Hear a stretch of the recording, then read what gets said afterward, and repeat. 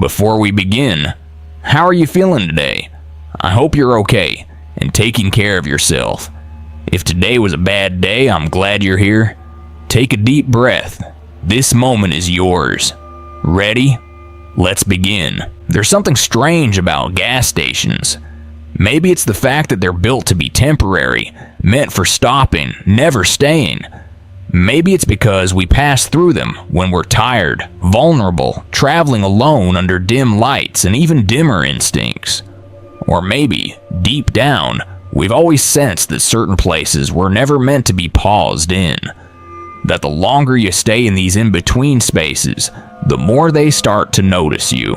They exist at the edge of everything. On roads where the GPS flickers, at the outskirts of dying towns, in pockets of land too quiet for comfort.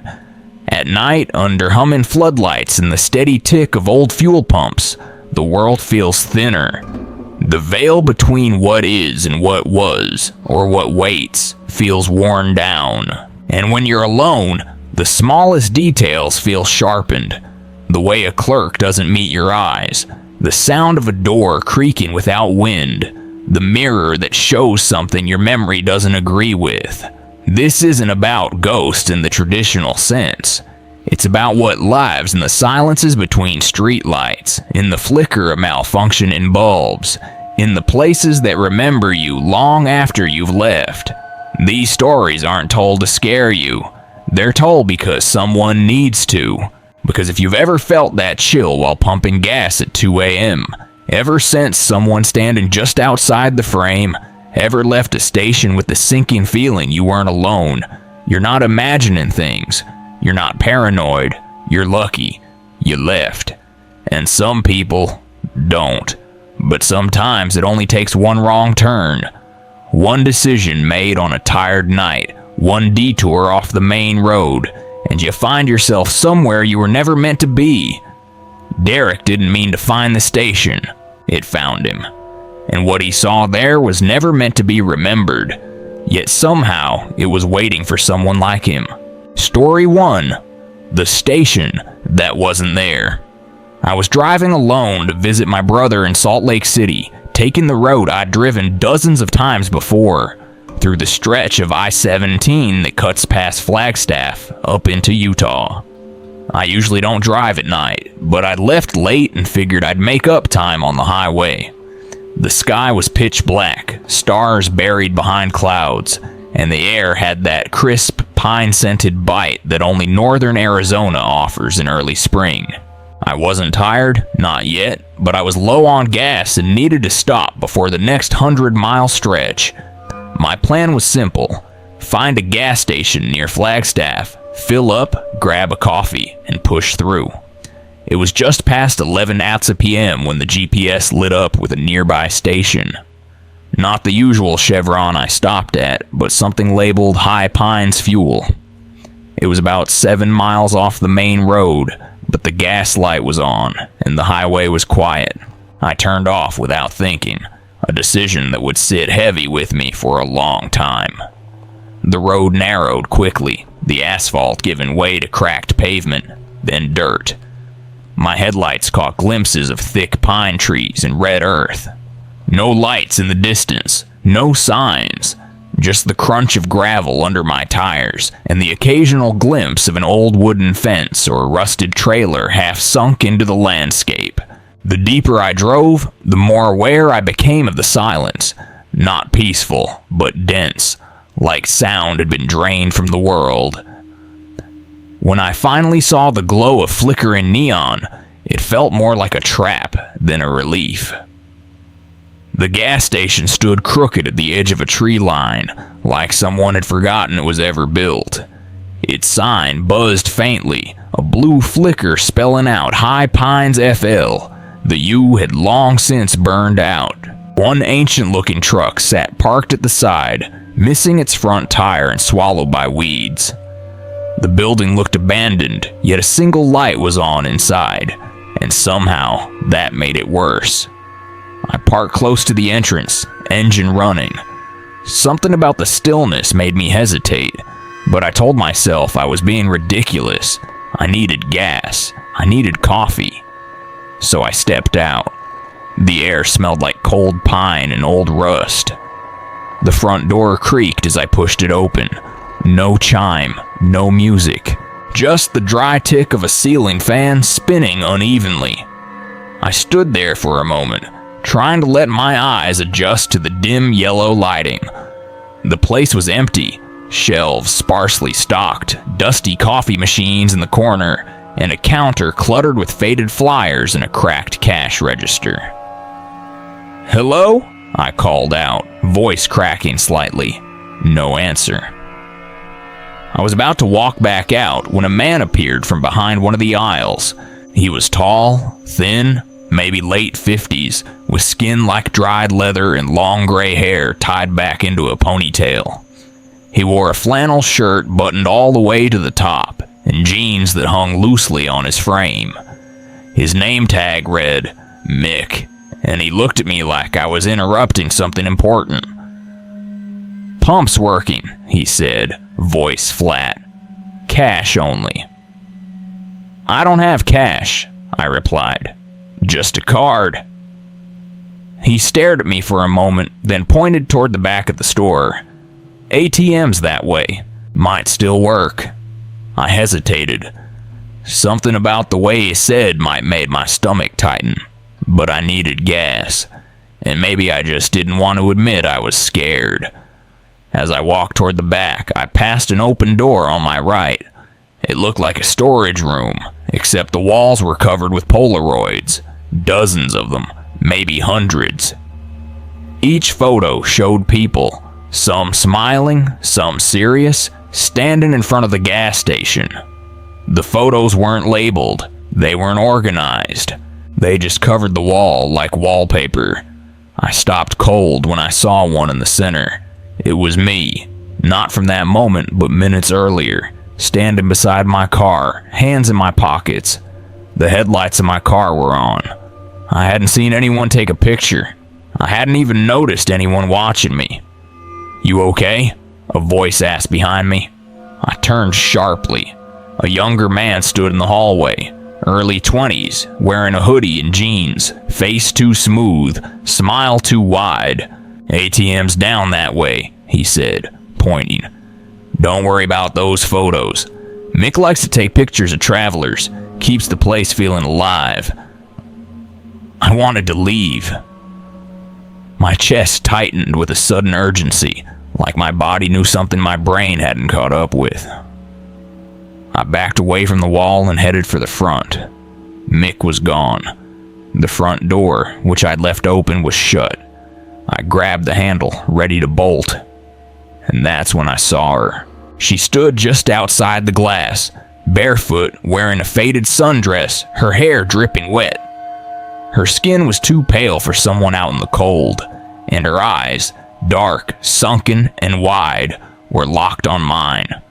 She didn't blink. She didn't move, but she smiled. The young man behind me whispered, "You should have left earlier." I didn't speak. I didn't scream. I ran. I don't remember opening the emergency door or how I found my car keys in time, but I remember the crunch of gravel under my tires as I peeled away from that station. The woman never moved. The man never followed. But I swear I heard laughter in the trees as I sped down that dirt road. When I reached the highway, the GPS reset. No record of High Pines fuel. No listing. No detour ever shown. Days later, I received a manila envelope in my mailbox. No return address. Inside was a single Polaroid. Me, standing beside my car. And behind me, barefoot, pale, smiling, was the woman from the station. I haven't driven that route again. I take flights now, even when I can't afford them. And I installed cameras around my home, not for safety, but for sanity. Because sometimes I wake up at night convinced that someone is standing at the edge of my bed. I check the footage.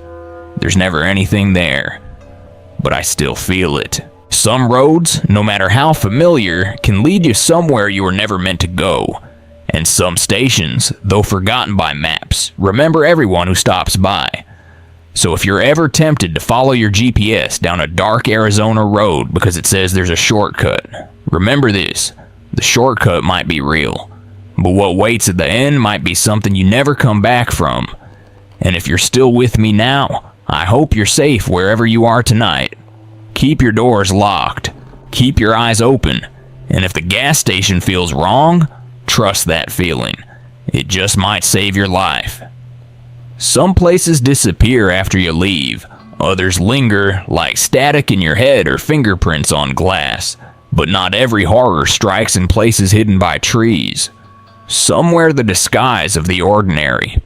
Maya wasn't lost. She knew exactly where she was going. It's the people around her who had other plans. Story 2. Behind the door, they waited. She hadn't planned to drive this late, but deadlines pushed her past sunset, and by the time Maya Ramirez left her small design studio in Las Cruces, the desert night had already fallen thick around her. The road to El Paso was one she knew well, flat, long, and unforgiving, but something about that evening felt unusually heavy. Maybe it was the dry heat clinging to her skin, even though the sun had dipped hours ago, or the way her cat, Luna, wouldn't settle in the passenger seat like she usually did. Instead, Luna sat rigid, ears up, eyes locked on the window, as if watching something Maya couldn't see. By 10:45 p.m., her bladder was screaming, and the iced tea she'd gulped hours earlier had finished its course. The next gas station blinked on her GPS, just a few miles ahead. "Quick stop," she murmured to herself, more to keep her nerves steady than anything else. The route detoured off the I-10, just south of the city limits, leading into an older part of El Paso where chain stores gave way to aging taquerias, graffiti-covered bus stops, and corner lots with sagging fences.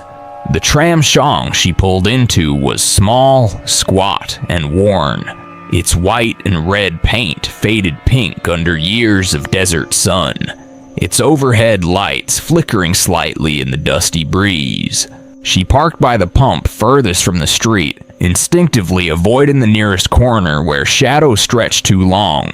The place was nearly empty, save for a dented silver truck and a row of shopping carts rusting beside the dumpster. Luna meowed sharply as Maya unbuckled her and clipped on the little leash. Maya smiled faintly. "Yeah, I know. You hate the leash, but I'm not leaving you alone out here." With Luna perched on her shoulder, they stepped inside. The interior buzzed faintly with old fluorescent lights. Two men stood in the snack aisle debating brands of honey buns. Behind the counter, a teenager scrolled through his phone. At the far end, near the bathrooms, an older woman wearing layers of mismatched clothing mumbled quietly to herself. She glanced up as Maya passed and said something in Spanish that Maya couldn't quite catch. Something about not going through the middle door.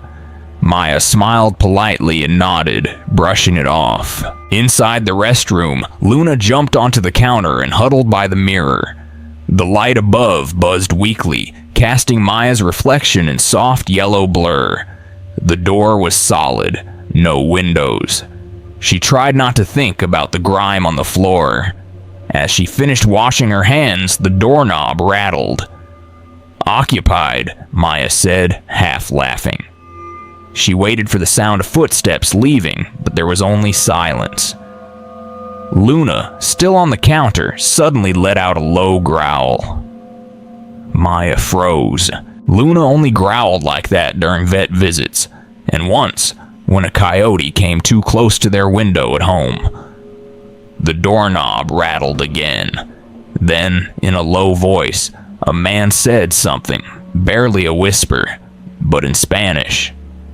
"Should I grab her when she comes out?" Maya's breath caught in her throat. It wasn't just the words, it was the way he said them, calm, familiar, as if discussing dinner plans. Another voice answered, quieter, harder to make out. "No, the cashier's watching. Let's wait. Her car is the blue one." Maya's car wasn't blue. but the only vehicle in the lot other than the silver truck was her black Mazda. She didn't speak. She didn't move. She watched as Luna hunched low and jumped from the counter to her shoulder, claws digging into Maya's shirt. Through the door, she heard retreating footsteps, then quiet again. Her heart pounded so loudly she swore they could hear it through the wall. She stayed there, frozen, for what felt like 10 minutes. When the knock came again, she nearly screamed. This time it was a softer voice. "Miss, come out, quickly, I can take you out the back." It was the woman from before, the one mumbling in the aisle. "They're waiting near your car." Maya cracked the door. The woman looked frail up close, her eyes clouded but focused.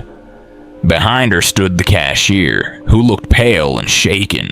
They ushered Maya through a narrow hallway, past an unlit storeroom, and out a back door that opened to an alley littered with broken crates and old oil stains. Maya could see her car from there, maybe 20 feet away. She sprinted. She didn't hear footsteps. No one followed, but she felt something, like pressure on her back, like a hand reaching that never touched. Luna hissed and leapt into the back seat as Maya flung the door open. She locked it the moment she was inside, engine roaring to life. In her rearview mirror, she saw two figures step around the corner of the station, one of them pointing toward her. She didn't wait. She reversed hard, tires kicking up dust, and peeled back onto the main road. She didn't stop until she hit the highway. Later that night, unable to sleep, she checked the footage from her dash cam. It had recorded continuously while she was inside. Around the 15-minute mark, she saw it. One of the men approaching her car, opening the back hatch quietly and rummaging inside. He didn't take anything. Instead, he crouched low, peering into the passenger seat, then stood there for several minutes, just watching. She sent the footage to police, but they had no leads, no suspects, no known license plate.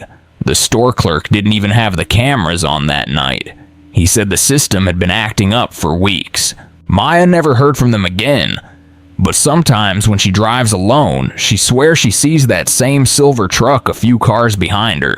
Not often, just enough to make her wonder. What unsettled her most wasn't the fear, or the men, or even how close she came to becoming one of those names you read on headlines and forget a week later. What stayed with her was how normal it all had seemed. A quick stop, a working-class neighborhood, bright lights, $2 for coffee. And yet, she had walked through a door she might never have come out of, had it not been for a woman everyone else ignored. There's a danger in thinking horror only lives in shadows. Sometimes it's under flickering fluorescent lights, between candy aisles and cold concrete floors. Sometimes it knows your name before you speak.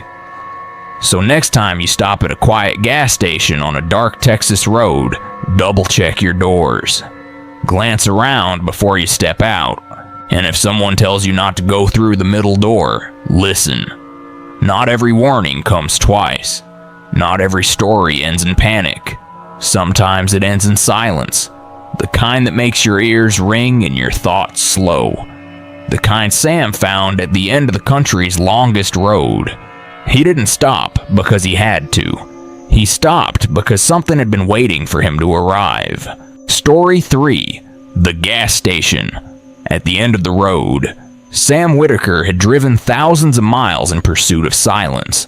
As a photographer who specialized in abandoned architecture and forgotten towns, he was used to empty motels, roads with no names, and the kind of quiet that made most people feel uneasy. But there was something different about Key West, something uncomfortably loud beneath the stillness, like the town was humming a tune only he could hear. He'd made it to the end of U.S. Route 1, the southernmost point in the continental United States, where the road stops and the ocean takes over. That alone should have been enough closure for any journey. But for Sam, it wasn't the end point that unsettled him. It was what waited just before it. The sun had set behind the scattered palms, casting a bruised orange over the narrow streets of Key West.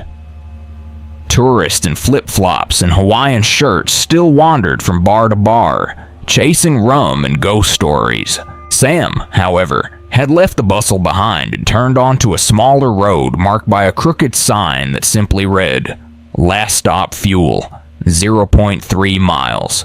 His hotel reservation had fallen through, and after hours of driving in the Florida heat, he just wanted a cold bottle of water and maybe a chance to sleep in his car without drawing attention. The gas station was older than any building around it.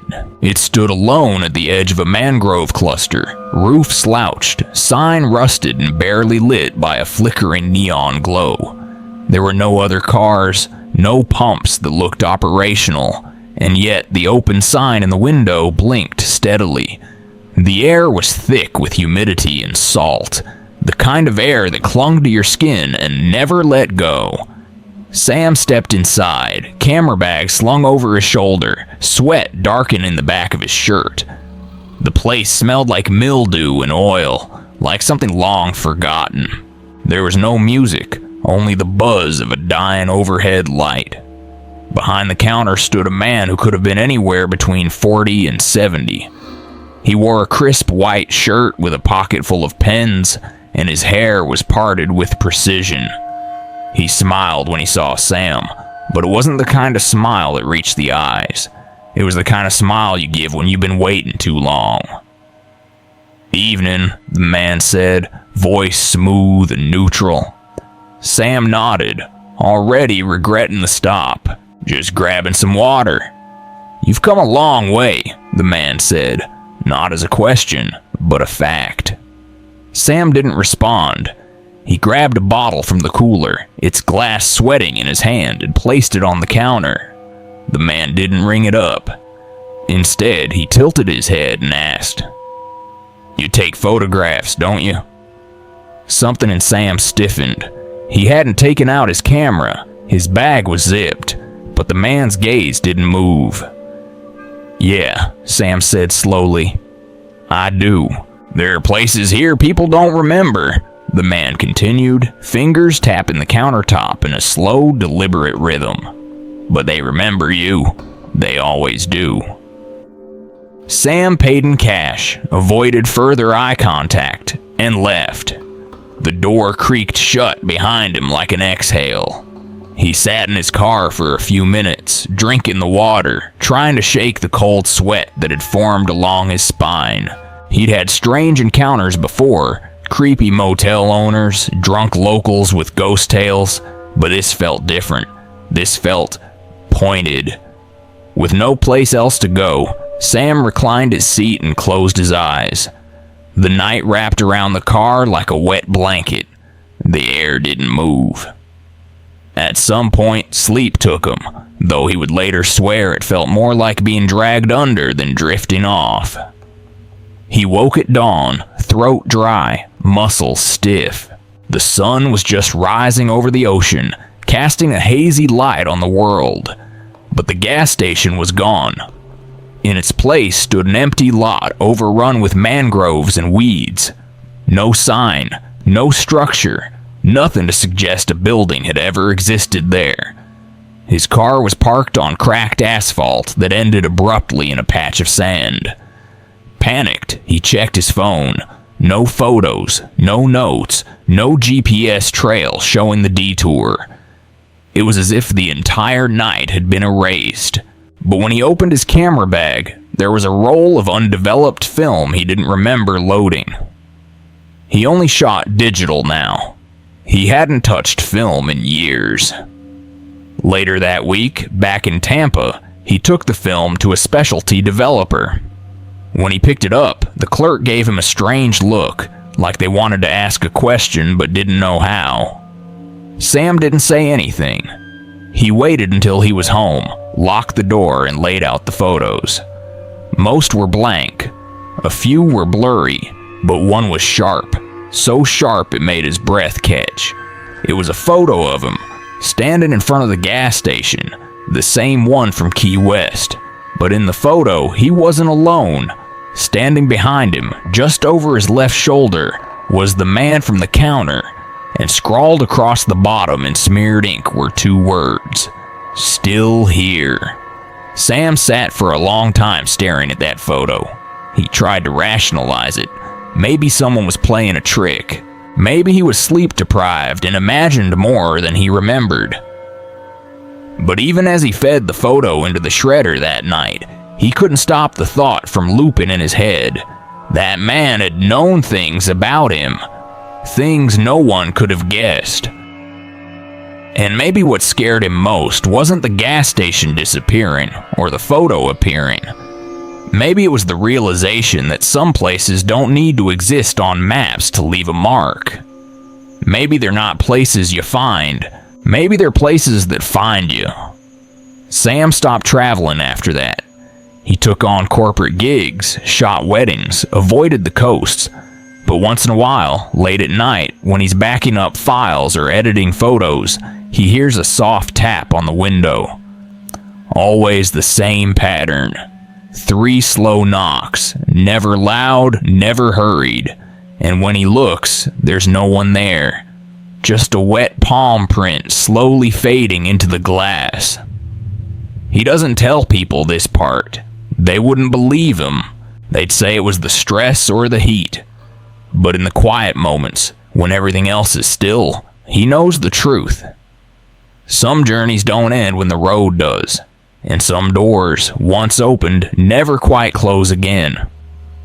So if you ever reach the end of Route 1 and see a blinking neon sign where there shouldn't be one, maybe just keep driving.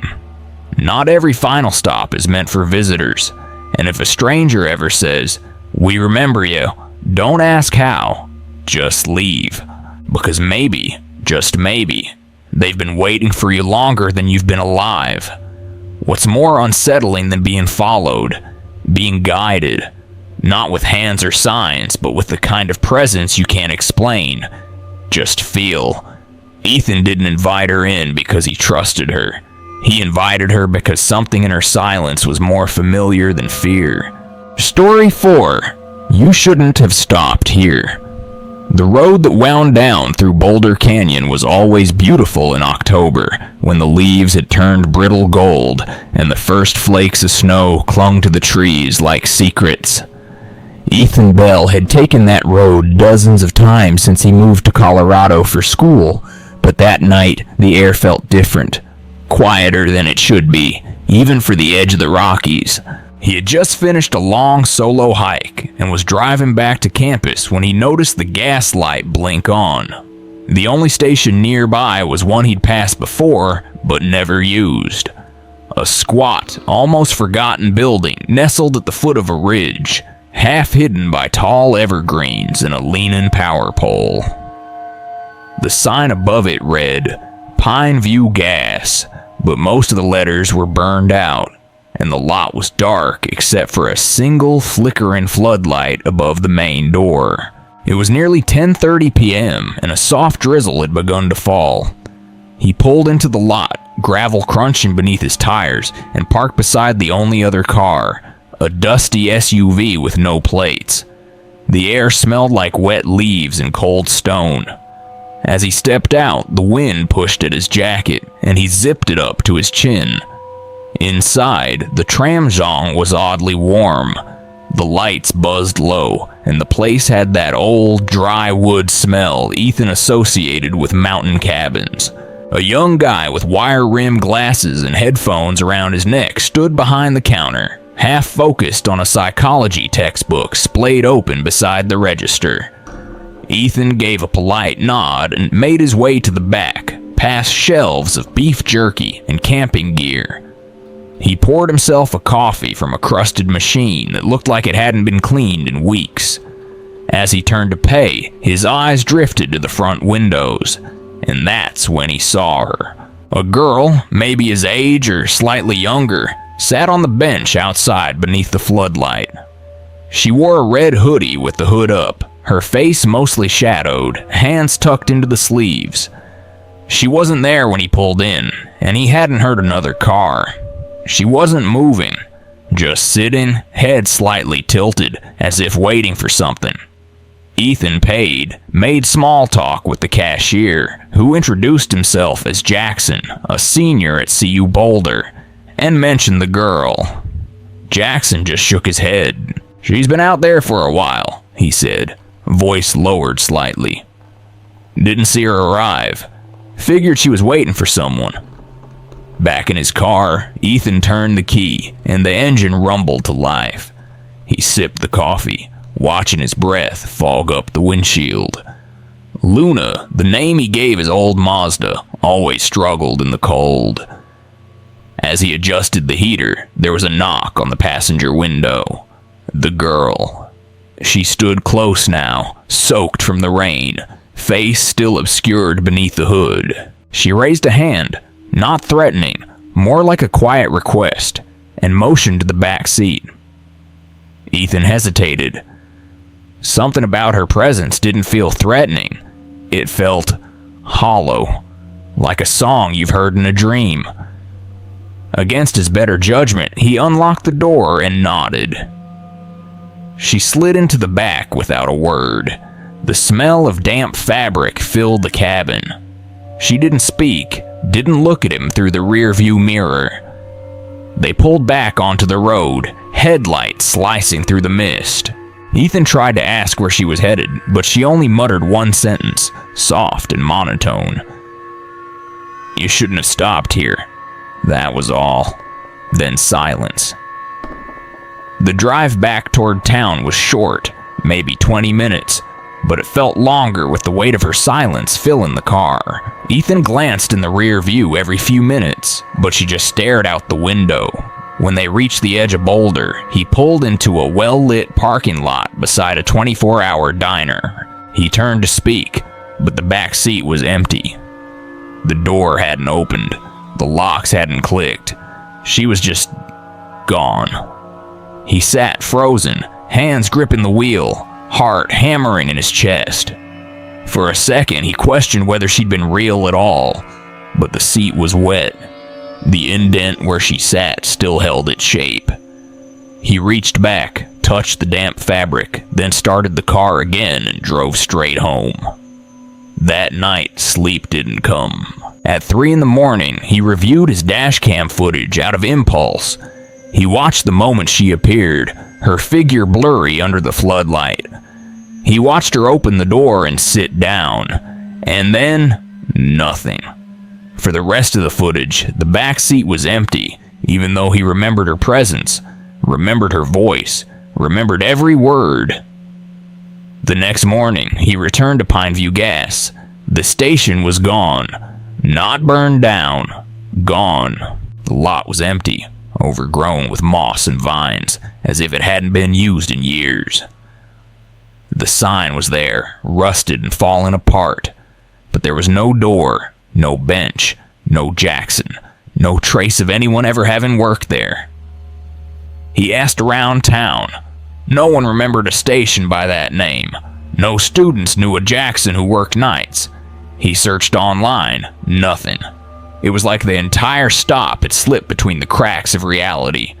The camera footage remained, though, and sometimes, when he paused it at just the right second, he swore he could see something faint in the reflection of the windshield. A shape. A blur of red. A face turned toward him with an expression he couldn't define. Somewhere between warning and sorrow. In the weeks that followed, Ethan became more withdrawn. He started walking to class. He deleted the hiking maps from his phone. But the silence stayed with him, an echo of that night, that sentence. You shouldn't have stopped here. It wasn't a threat. It was a regret. A memory not hers, but his. Something passed on. And maybe that's what haunted him most. Not that he picked up a ghost, but that he met someone who no longer belonged to the living, yet still remembered what it meant to be lost. So if you ever drive down the canyon roads of Boulder at night and see someone sitting under the floodlights, wearing red, unmoving, waiting, maybe don't stop. Some people aren't asking for a ride. They're asking to be remembered. and the moment you meet their eyes, you become part of their story too. Some warnings come as whispers, others come through flickering lights and empty aisles. Tracy wasn't looking for trouble. She just wanted warmth, a brief pause from the cold. But in Helena, Montana, the lights never turned off, and maybe that was the point. Story 5. The lights never turned off. Tracy Lynn hadn't intended to stay long in Montana. What began as a temporary relocation, a way to escape the concrete chaos of Los Angeles, had turned into something quieter, colder, and far more isolating than she expected. Helena was nothing like the city. The sky stretched wider, the air bit harder, and silence here didn't just settle. It pressed against your chest like a sleeping animal. She'd rented a small cabin 20 minutes from downtown, nestled in the pines just off Route 12. The kind of place that promised stillness but offered echoes instead. She often drove at night, not for errands or necessity, but for the ritual of movement.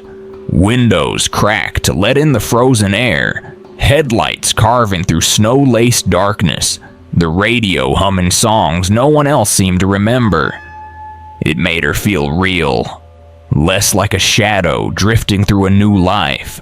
That night, the wind had picked up earlier than forecast, and a thin layer of sleet painted the road. Still, she drove. Around 9:15 p.m., the low fuel light flickered on. She passed a sign that read, Franklin Ridge, 4 Maywaits, and remembered seeing a tram showing there. An old station with a green tin roof and a crooked awning, the kind locals used but never talked about. She pulled in just as the sky began to spit snow. The lot was empty, save for a small pickup truck parked beside the dumpster. The floodlights overhead stuttered every few seconds, blinking like tired eyes. Inside, the place was dim and smelled faintly of kerosene and old pine. A heater groaned from somewhere in the back, failing to keep the cold from settling into the corners. Tracy poured herself a cup of stale coffee and made her way to the counter. No one was there. She waited, fingers tapping the rim of the paper cup, when she noticed the lights above the snack aisle flickering, not randomly, but in a rhythmic pulse. On, off, on, off, as if responding to something unseen. A door creaked open behind the counter. A man stepped out, tall, wiry, with gray stubble, and a red flannel shirt that looked older than she was. He didn't introduce himself, didn't smile, just nodded slowly and rang her up. His eyes kept shifting past her, toward the window. As she paid, he muttered, almost like a breath, "Shouldn't be open this late." She didn't respond. Something about the way he said it, like he wasn't talking to her at all, made her chest tighten. She left the building quickly, the coffee already forgotten. As she stepped back outside, the wind howled louder, and the temperature had dropped sharply. The kind of drop that makes your bones feel brittle. By the pump, a girl stood, maybe 12 years old, bundled in a puffy coat too large for her, holding a small box of candy. Fundraiser. Tracy had seen her before, weeks ago in front of the grocery store in town, but hadn't expected anyone to be out this late. The girl stared at her and said plainly, "That place doesn't have anyone alive in it after 9. Tracy forced a smile. "What do you mean?" But the girl just turned and walked into the snow without another word. The wind swallowed her footprints before Tracy could decide whether to follow. She stood there for a moment longer, heart thudding hard against her ribs, then climbed into her car and locked the doors. She drove home slowly, tires skidding slightly on the icy road, hands gripping the wheel tighter than necessary. The pine trees lining the road swayed violently in the wind, their branches casting twitching shadows across the snow. When she finally reached the cabin, she left the porch light off and went straight inside, locking every door behind her. Later that night, unable to sleep, she reviewed the dash cam footage out of habit. She hadn't seen anything unusual, but lately she had begun capturing things that didn't belong. Faces half visible in reflections, figures standing still too far in the background. She scrubbed through the gas station footage. For the first 10 minutes, it was uneventful. Then, at the 11-minute mark, the feed glitched once, then returned, and something had changed. She was in frame at the counter, but behind her, by the coffee machine, stood a man. Tall, dark coat, head tilted. He wasn't there in her memory. She rewound. At the 5-minute mark, no one. At 7, no one. At 11, there he was again, closer. The footage had no sound, but she leaned in instinctively, eyes narrowing as the figure stepped forward. Then, in a sudden blur, he vanished. The lights in the footage began to pulse rapidly after that. On, off, on, mirroring what she'd seen earlier. She unplugged the camera. The next morning, she returned to the station, needing to convince herself it had all been a glitch. But the lot was empty. Not just of cars, but of everything. The station itself was gone. In its place stood a gravel patch overtaken by frost and weeds. No tire marks, no awning, no power lines. Just space, like something had been peeled away cleanly from reality. She drove into town, asked a local mechanic about Franklin Ridge Station, and got only a puzzled look. "That place shut down years ago," he said, wiping grease from his hands. "They knocked it down in '09. Kid died in the freezer back then. No one's opened a station out there since." She didn't ask more. She didn't want to know the boy's name. That night, back at the cabin, the lights flickered once, then stayed off. When she lit a candle, her reflection in the window looked delayed, like it hadn't caught up to her yet. Tracy left Montana a week later. She told her friends the weather didn't suit her, that the solitude was too much. But the truth was colder. There's a particular kind of silence that doesn't feel peaceful. It feels occupied, like something else is sharing it with you. And in that station, for a brief moment, she had shared space with something that didn't belong to time as she understood it. Sometimes light doesn't guide you, it traps you. Sometimes it stays on not to help, but to hold. And if you ever find yourself in a station where the lights blink like a heartbeat, where the cashier looks past you instead of at you, and where the only voice of reason comes from a child no one else acknowledges, leave. Don't wait for the glitch. Don't wait for the power to fail. Just go. Because when the lights turn off again, they might not turn back on for you. Sometimes it's not what you see, but what you don't. Not what's there, but what's reflected. Lorraine thought she was writing about haunted places, but she forgot that the most haunted thing you can face is your own image, especially when it moves before you do.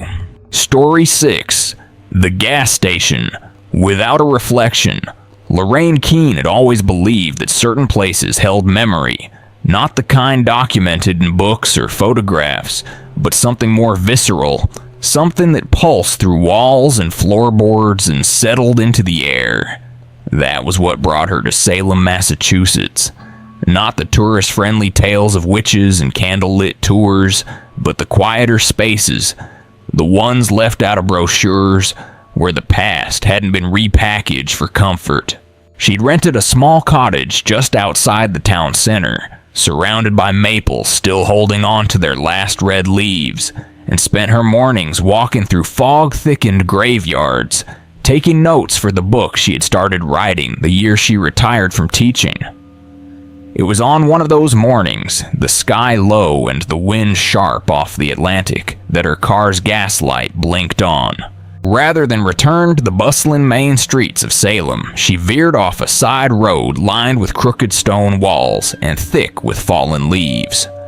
After nearly 2 miles, she came across a gas station she didn't remember seeing on any map. It looked as though it had been forgotten long before GPS was invented. 2 rusted pumps, a wooden storefront with chipped green paint, and a weather-beaten sign above the door that read, simply, Keen's Fuel. The coincidence struck her, but not in a way that made her smile. The lot was empty. The air was still, heavy. As she stepped out of the car, she noticed the absence of birdsong, the absence of movement, and something subtler, the absence of reflection. The windows were fogged but not mirrored, the pump handles dulled but not shining. The chrome finish on her own vehicle seemed faded. Inside, the station was dim and warm, smelling faintly of burnt wood and something older, like pages sealed too long in a box. Shelves were lined with odd brands of canned goods she hadn't seen in decades. A kettle whistled behind the counter, though no one was visible at first. Then a soft voice said, "Don't bother looking for a mirror, dear." From behind the counter emerged a woman who looked to be in her 70s, her silver hair tied back neatly, her clothes simple but pressed. Her name tag read, Alwyn. Lorraine offered a quiet greeting, her eyes scanning the space out of habit, noting every corner, every gap, every shadow that didn't quite behave. Alwyn poured hot water over a tea bag without asking if Lorraine wanted any. "It's Earl Grey," she said. "Best for mornings like this." She gestured to a small table in the corner where a chair had already been pulled out. Lorraine sat, not entirely sure why. Her body felt cold, but not from the weather. More like a subtle resistance, a pull between muscles and memory. "You took the old road," Alwyn continued, setting the tea in front of her. "Not many people do anymore. Most don't even see this place when they pass." Lorraine sipped the tea, which was stronger than she liked, but oddly comforting. She tried to recall the exact turn she'd taken to arrive there, but found her memory fogged. Like the road had emerged from the woods just long enough to guide her here, and then folded itself away again. She stood to use the restroom and noticed something strange. Where a mirror should have been, above the sink, on the wall near the door, behind the counter, there was nothing. Just bare walls, or frame paintings, or foggy glass that refused to reflect. "No mirrors?" she asked, her voice steadier than she felt. Alwyn didn't answer right away. Then, softly, as though repeating something she'd said countless times before, she replied, "Mirrors don't just show you what's there. Sometimes they show you what's still waiting." Lorraine didn't know what to say to that. She looked at herself in the front-facing camera of her phone instead, trying to shake off the chill crawling up her spine. Her image appeared on the screen, same tired eyes, same wind-chapped cheeks, but something about it felt off. She wasn't smiling, but her reflection's lips twitched slightly. She blinked. The image stayed still for a fraction too long before catching up. She shut the phone off.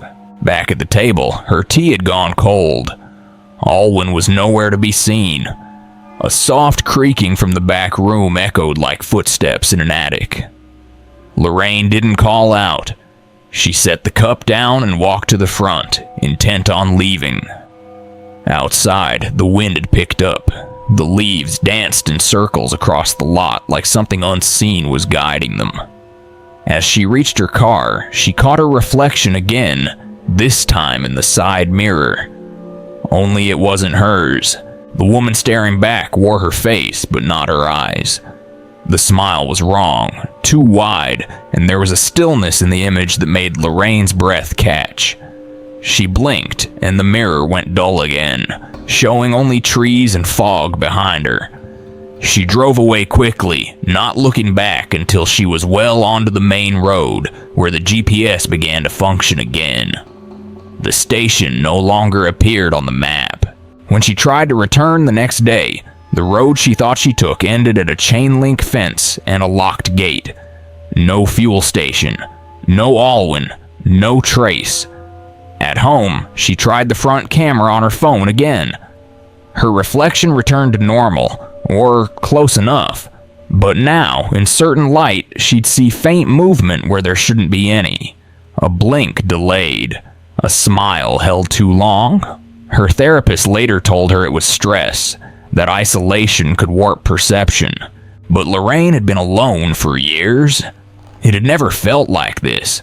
She stopped using video calls, stopped turning on lights near reflective surfaces at night. But sometimes, even in complete darkness, she'd catch the glint of eyes that weren't hers just beyond the edge of a window pane. There are places that forget time. Places that peel you away from yourself and replace you with something close, but not quite right. Salem has always been full of ghosts, but not all of them died here. Some were left behind in reflections, waiting for someone willing to look long enough to let them back through. So if you ever find yourself in a place that avoids mirrors, ask why. Then ask yourself what it is you're afraid of seeing. And if your reflection ever smiles before you do, don't turn your back on it. That version of you has already learned how to live without you. In the city, horror doesn't scream. It waits. It walks beside you under broken streetlights. It breathes behind you when no one's around. Marcus didn't look for it. He just wanted coffee, warmth, a pause between deliveries. But something colder than the Chicago wind had other plans. Story 7. Cold Hands. In Chicago, Marcus Vaughn had spent most of his adult life driving through the night. Delivery jobs paid better after dark, and in a city like Chicago, where the cold cut through brick and bone alike, he'd learned that the streets changed character once the sun dipped behind the skyline. The city didn't sleep. It watched. It breathed. It held its secrets in empty intersections and broken streetlights. On most nights, Marcus moved like a shadow among shadows, quick, silent, unseen. But there were nights, rare ones, when something watched back. That night in early November was colder than most. The kind of cold that got into your teeth, crept behind your ears, and stayed there long after you stepped back indoors. Marcus had one last package to drop near Cicero Avenue, west of the Loop, and then he planned to stop at his usual gas station for coffee and a minute to thaw. He liked that station because it was always empty, tucked between a shuttered body shop and a boarded-up laundromat. The lot was cracked and oil-stained, but the overhead lights worked, and the night attendant left him alone. He pulled in just before 2 a.m. The station was lit the same as always, harsh yellow lights buzzing slightly, casting long shadows across the trash-strewn pavement. He parked near the second pump, engine running, and stepped out. The air hit him like a slap. He tucked his hands into his jacket pockets, watching the vapor rise from his mouth. Everything seemed normal until he noticed the man standing at the edge of the lot. He wasn't panhandling. He wasn't moving. Just standing there, maybe 30 feet away, half in shadow, arms loose at his sides, head tilted slightly like he was listening to something very far away. Marcus looked around, expecting a car, a bike, something to explain his presence. But the street was empty. Not a sound except the soft whir of the lights above and the wind dragging trash across the sidewalk. He turned toward the door of the station, forcing himself not to look back. Inside, the warmth was a blessing. The coffee machine hummed, old and loud, its orange heating light blinking like a warning. Marcus filled a cup with bitter black and brought it to the counter, where the clerk, an older man with tired eyes and a bear's cap, nodded silently. They'd never spoken much. The clerk didn't ask about the man outside. Maybe he hadn't seen him. When Marcus stepped back out, the man was gone. Not walking down the street, not crossing the lot, just gone. Marcus scanned the area, unease knotting in his chest. He quickened his pace, unlocked the car, and slid into the driver's seat. The windows were fogged slightly from the warmth inside, but something on the windshield caught his eye. 2 handprints. They were faint, smudged across the glass on the outside. Both palms pressed flat, fingers long and spread as if someone had leaned in to look. But no one had approached the car. He was sure of it. The lot had been silent. He wiped them away with his sleeve, but the feeling stayed. The coldness lingering at the edges of his hands, like static or ice pressed too long against the skin. Back home in his apartment, Marcus dropped his keys into the bowl by the door and turned on the living room light. He took off his jacket, still thinking about the man, the handprints, the silence. It wasn't fear, not exactly. More like a dissonance, something off-tune in a melody he couldn't identify. As he turned toward the kitchen, he stopped. On the back of the couch lay a jacket, not his. It was old, denim, with tears at the cuffs and something dark staining the right sleeve. Marcus didn't own anything like it. He stared at it for a long time, waiting for his brain to offer a rational explanation. None came. He checked the door, still locked, window secured, no signs of forced entry. He stood frozen, coffee still in hand, wondering if he had made some mistake, misremembered something, anything. He grabbed his phone and checked the security app connected to his door camera. The feed showed nothing. No motion alerts, no visitors, just quiet stillness for hours. He moved slowly toward the jacket, hesitant to touch it. When he did, it was damp and cold. Not refrigerator cold, but outside in November at 2 a.m. cold. That night, he didn't sleep. He sat in the kitchen with the light on, hands wrapped around the coffee cup, long gone lukewarm. His palms tingled, a subtle numbness creeping through his fingers. At one point, he held them up to the overhead light and thought they looked pale. Too pale, almost translucent in places. He told himself he was imagining things. That the stress of working too many shifts had finally caught up to him, but over the next few days the sensation didn't fade. Every time he passed a mirror, his hands looked different, just slightly, as if they didn't match the movement of his body perfectly, like they hesitated, lagged. Once, while washing his face, he looked up and saw his reflection smile before he did. It wasn't a big smile, just a twitch at the corners, enough to make his stomach turn. He called the station a few days later, asked to speak with the manager. The voice on the other end sounded confused. "We don't have night staff," the woman said. "Haven't for a couple of months.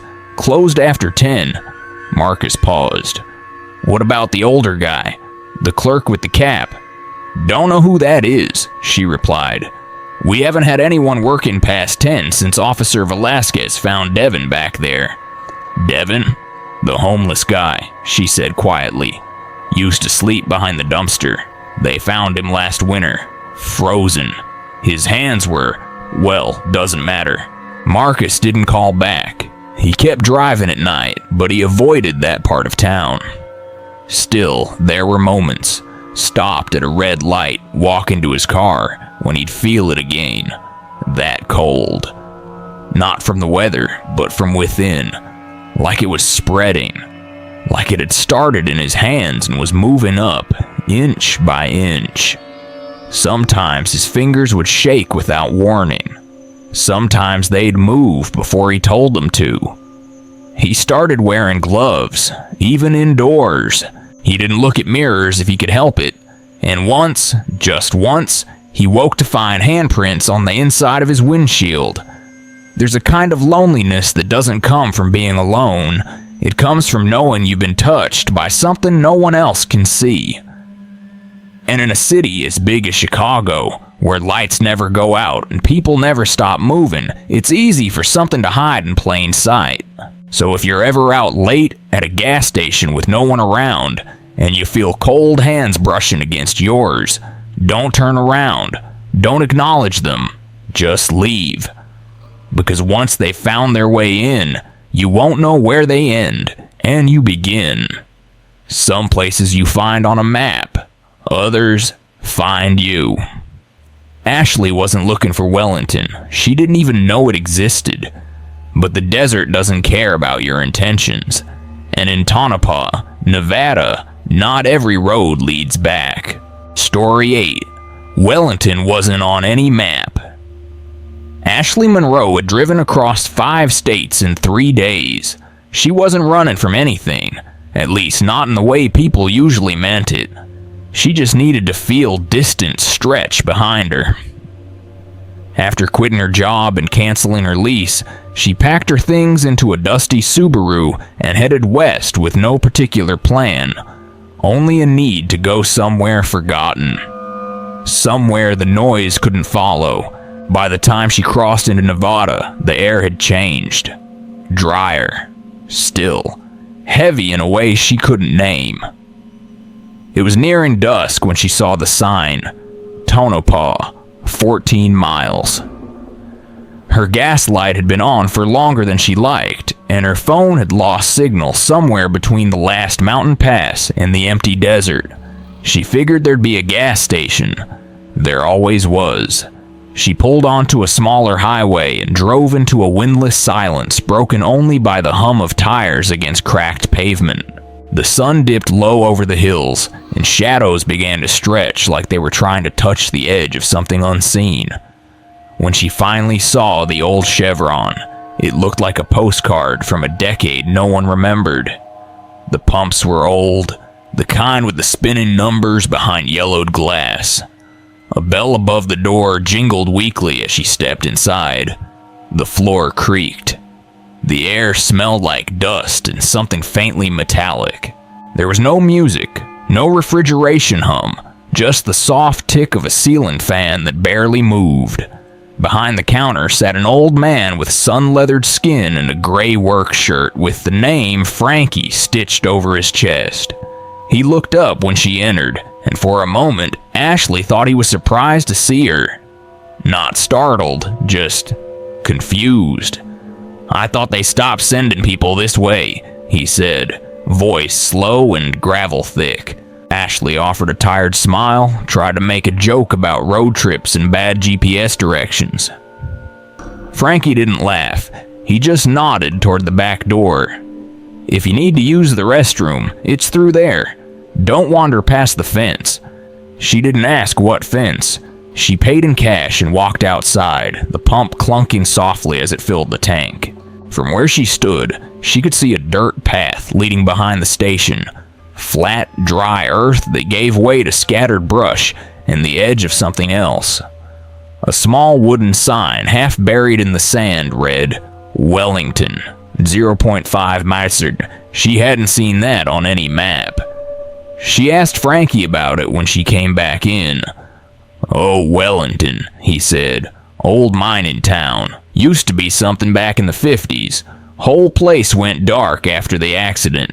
Folks just stopped living there." "But the sign looks new," Ashley said, more to herself than to him.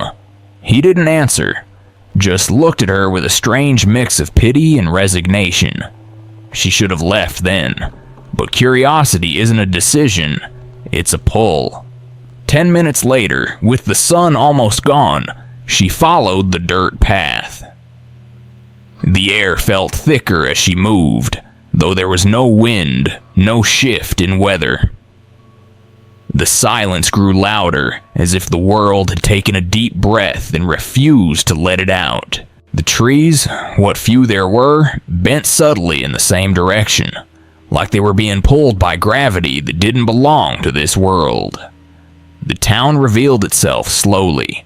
First, a signpost leaning at a strange angle, then a few old buildings half sunken into sand. What shocked her wasn't the decay, it was the light. Some of the houses were lit, not warmly, not brightly, but with a faint, pulsating glow, like a dying filament trapped in glass. There was no sound, No movement, just the glow. She walked closer, her boots crunching against gravel. One house had a rocking chair on the porch, swaying slightly though the air was still. Another had a curtain drawn halfway, and behind it, the outline of someone standing still. Too still. Ashley's breath hitched. Her chest tightened. Not with fear exactly, but with the unmistakable sense that she'd just crossed into somewhere memory didn't work the same. That if she stayed too long, she might forget her own name. She turned back. She didn't run, but her steps were quick, deliberate, mechanical. When she reached the gas station, Frankie was gone. The store was dark. Her car sat alone, full tank, dust settling on the windshield. She drove without thinking, eyes fixed on the road ahead, not daring to look in the rearview mirror until she reached the highway again. She stopped at a rest area 3 towns over, hands still shaking. There was cell service again. Her phone buzzed with messages, emails, a missed call from her sister. She opened the photo app to distract herself, and paused. There was a new photo, one she hadn't taken. It was grainy, overexposed, and angled like it had been captured from waist height. It showed her walking down the path behind the station. In the background, barely visible through the dust and haze, was the outline of a person standing just outside one of the glowing houses, watching. She never remembered hearing the shutter click. Ashley didn't go back to Tonopah. A week later, she searched online. Wellington, Nevada, hadn't existed in over 60 years. The mining town had been destroyed in a fire. No survivors. The land was now part of a wildlife reserve.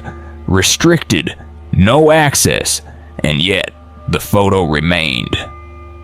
And sometimes, late at night, when she opened her phone, she swore the figure in the background was a step closer than before. There's a reason some places fall off the map. They don't disappear. They wait. And if you ever find yourself driving through Nevada, low on gas and lost in thought, and you see a sign pointing toward a town you've never heard of, don't follow it. Don't let the stillness fool you. Don't trust the lights.